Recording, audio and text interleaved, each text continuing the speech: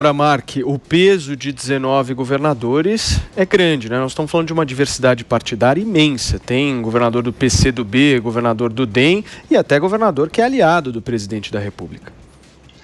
Tem sim, Paulo, 19 governadores não é muita coisa, né? Tem governadores como o Ratinho Júnior, aqui do Paraná, do PSD, que foi aliado até então, canino do presidente Bolsonaro, o pai dele, apresentador nacional, inclusive abre espaço todo momento para o presidente Bolsonaro, e ele assinou esta carta. Agora, Paulo, eu vi alguns governadores dizendo aí que esses números seriam fake news, né? O governador do Espírito Santo falou isso, e esses dados divulgados pelo governo federal, eles são corretos. Todos eles estão disponíveis, inclusive em fontes abertas. A bronca dos governadores é porque eles falam que faltou interpretar os dados, reclamam que faltou explicar a burocracia tributária. E a reclamação deles é porque, segundo eles, parte dos valores divulgados já seria deles, né, na divisão do bolo dos tributos ali.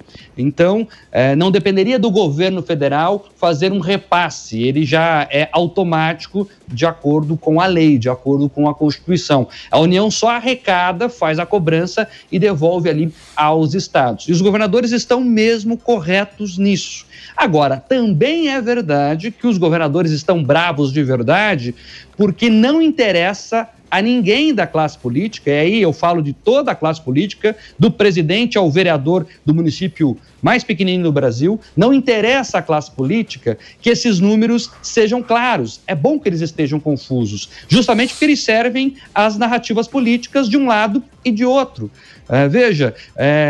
Teve estado que no fim de semana registrou protestos pedindo redução do ICMS do combustível. Então as pessoas estão aprendendo onde cobrar, de quem cobrar a redução daquele ou de outro imposto. Então os governadores também não estão nada satisfeitos com isso, né?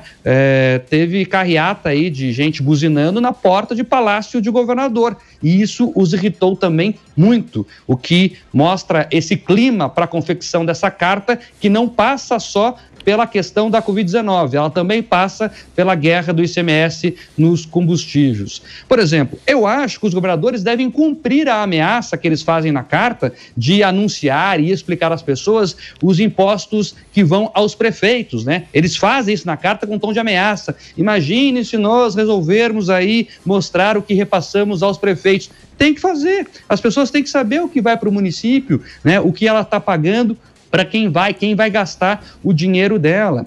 Eu lembro também, Paulo, você falou aí de 19 governadores, essa já é a segunda carta contra o Bolsonaro.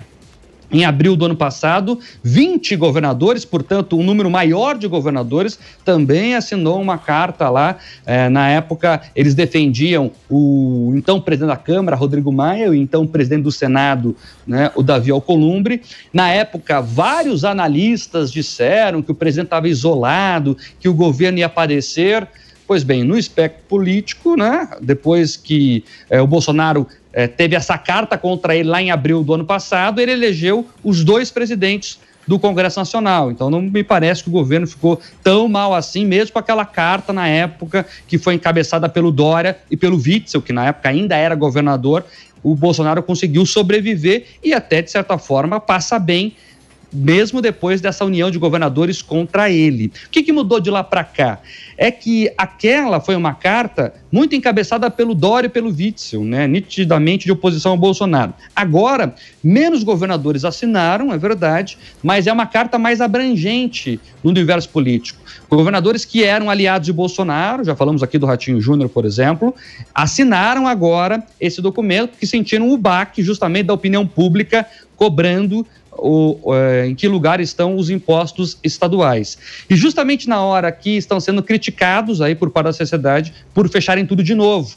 Então vão ter que lidar ainda com a explicação de como gastaram o dinheiro. Então juntou tudo isso, mais a questão do imposto dos combustíveis. Então juntou tudo isso, os governadores se viram no mato sem cachorro e resolveram também partir para cima.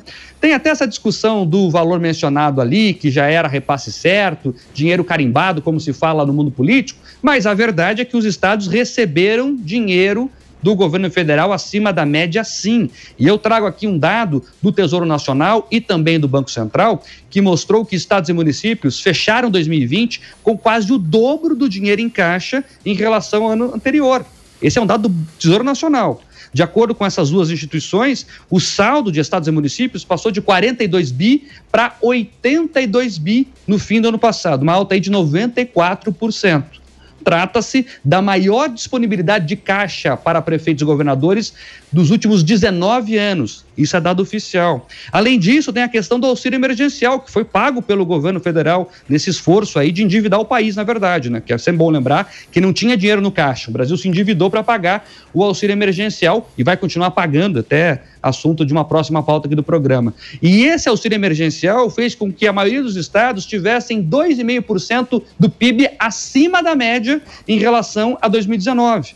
Então, em 2020, ano da pandemia, os estados tiveram um PIB 2,5% relacionados ao auxílio emergencial. Em alguns estados, como o Maranhão, do comunista Flávio Dino, que encabeçou essa carta aí, esse incremento do PIB foi de 8,6%.